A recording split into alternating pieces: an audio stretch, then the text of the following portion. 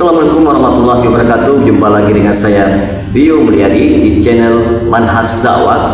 Pada episode kali ini kita akan membahas tentang karomah Habib.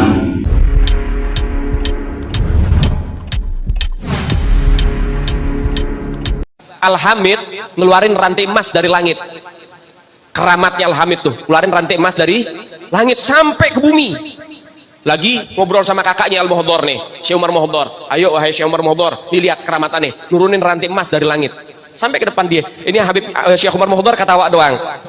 Dia bilang sama adiknya, Al-Hamid, coba lihat tuh paling atas siapa? Gak tahu, ada Syekh Umar Muhdhar megangin rantai dari atas. Lebih hebat saya, katanya. Tuh anak-anaknya bagaimana abaknya? Oh, nggak ngaji ini. Celeng berarti Wahabi mereka. Wahabi mereka. Hajar siah kuain. Kalau kita bicara tentang karomah Habib, kita sedang bicara tentang satu fenomena yang sangat kuat di Indonesia, teman-teman. Terutama di kalangan jamaah habaib dan pengikut tarekat. Banyak orang diajari sejak kecil bahwa para habib memiliki keistimewaan spiritual secara khusus. Bisa mengetahui hal gaib, doanya lebih cepat dikabulkan, bisa melihat isi hati manusia, bahkan kadang dianggap tidak mungkin berbuat salah.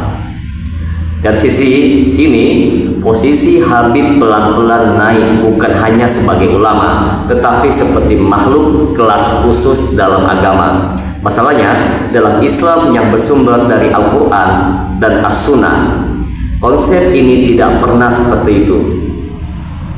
Dalam Islam, karomah itu ada, teman-teman. Tetapi karomah bukan bukti kesucian, bukan bukti seseorang pasti wali Allah, dan bukan tanda bahwa orang itu boleh ditaati tanpa kritik. Karomah hanyalah peristiwa yang luar biasa yang Allah berikan kepada sebagian hambanya sebagai ujian, bukan sebagai stempel kebenaran.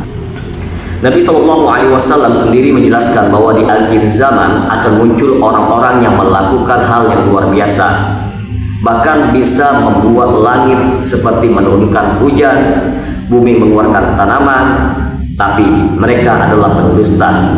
Ini menunjukkan bahwa fenomena luar biasa tidak otomatis berarti kebenaran. Ketika sudah ratusan tahun meninggal, datang satu habaib ziarah ngucapin salam, assalamualaikum ya Syekh Said Al-Amudi. Ini udah ratusan tahun meninggal nih. Anda tahu apa yang terjadi? Kuburannya kebelah jadi dua. Bangkit itu Syekh Said Al-Amudi sama jasad-jasadnya. Dia katakan, waalaikumsalam warahmatullahi ya ahlul bait Rasulillah. Kemudian diambil tangan itu Habib, dia cium tangan, kemudian akhirnya balik lagi ke kubur, masuk lagi. Dari sinilah kebohongan terbesar dalam kultus karomah Habib itu dimulai. Di banyak majelis habaib, karomah diceritakan seperti dongeng sakral. Ada habib yang dikisahkan bisa muncul di dua tempat sekaligus. Ada yang tahu siapa yang mau meninggal, ada yang cukup meniup air lalu menyembuhkan penyakit, ada yang disebut bisa menarik rezeki atau membuka pintu langit. Saya aja digigit kobra, ya. Kobranya yang mati. Pernah digigit kobra? Digigit king kobra. 2 menit king kobranya yang mati. Wah, bukan Habib kena racun king kobra. King kobra kena racun Habib. Semua ini diceritakan berantai, tanpa sanad yang bisa diverifikasi, tanpa saksi yang bisa diperiksa, tanpa bukti yang bisa diuji. Tetapi jamaah itu tetap percaya karena mereka sudah lebih dulu percaya bahwa Habib itu pasti wali Allah. Ini yang sangat berbahaya, teman-teman. Dalam Islam yang dinilai bukan keturunan, bukan gelar, bukan sorban, bukan cerita karomah, tetapi tauhid dan ittiba kepada Rasulullah Sallallahu Alaihi Wasallam. Allah tidak pernah mengatakan sesungguhnya yang paling mulia di antara kalian adalah yang paling dekat nasabnya kepada Nabi. Tetapi Allah mengatakan sesungguhnya yang paling mulia di antara kalian adalah yang paling bertakwa. Nah, kalau karomah dijadikan standar kebenaran, teman-teman, maka tukang sihir, dukun, paranormal, dan bahkan tokoh agama sesat pun bisa dianggap sebagai walinya Allah, karena mereka juga bisa menampilkan hal-hal yang aneh. Dan inilah kenyataannya, teman-teman. Banyak karomah Habib yang beredar di masyarakat sebenarnya jatuh kepada 3 kemungkinan. Yang pertama, kebohongan dan dramatisasi jamaah. Yang kedua, sugesti psikologis.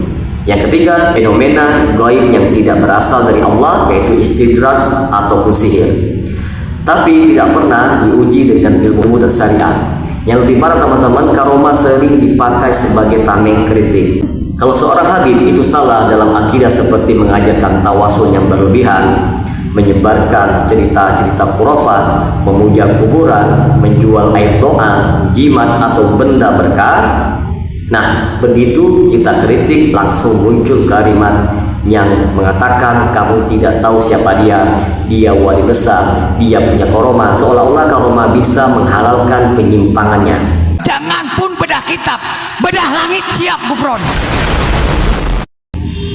Nah, padahal Al-Imam Asy-Syafi'i mengatakan jika kamu melihat seseorang itu bisa berjalan di atas air ataupun terbang di udara, tetapi tidak mengikuti Al-Quran dan As-Sunnah, maka ketahuilah dia adalah seorang pendusta. Ini prinsip Ahlussunnah wal Jamaah teman-teman. Jadi karomah tidak pernah lebih tinggi dari syariat. Kalau karomah bertentangan dengan tauhid, maka itu bukan karomah. Sekarang kita bongkar satu hal yang jarang dibahas.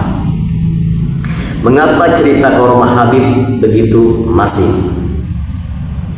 Jawaban sederhananya teman-teman, karomah adalah alat legitimasi kekuasaan. Kalau orang percaya seorang Habib punya kekuatan yang gaib, maka ucapannya menjadi hukum. Kritik terhadapnya dianggap melawan wali. Jamaah tunduk tanpa berpikir, harta dan loyalitas itu pun mengalir. Inilah pola yang sama dengan pendeta abad pertengahan teman-teman. Guru itu dikultuskan dan tokoh agama sesat di berbagai peradaban. Mereka selalu membangun aura bahwa aku bukan orang biasa, aku punya hubungan khusus dengan Tuhan. Di dunia Habib, narasi ini dikemas dengan kata karomah yang lebih menyedihkan teman-teman. Banyak orang awam akhirnya lebih percaya karomah Habib daripada dalil dari Al-Quran maupun hadis. Kalau ada hadis yang sahih yang bertentangan dengan kebiasaan sang Habib, nah yang dibela tetap Habibnya. Kalau ada ulama yang menjelaskan kesalahan suatu amalan, yang diserang ulamanya, bukan prakteknya. Ini tanda bahwa karomah sudah berubah menjadi agama baru. Bukan lagi Islam berdasarkan wahyu, tetapi Islam berdasarkan figur. Kesimpulannya yang sederhana tetapi pahit untuk dikatakan bahwa karomah bukanlah dalil kebenaran. Habib bukan manusia suci. Keturunan Nabi tidak menjamin seseorang berada di atas tauhid, dan cerita-cerita gaib tidak bisa mengelakkan Al-Quran dan As-Sunnah.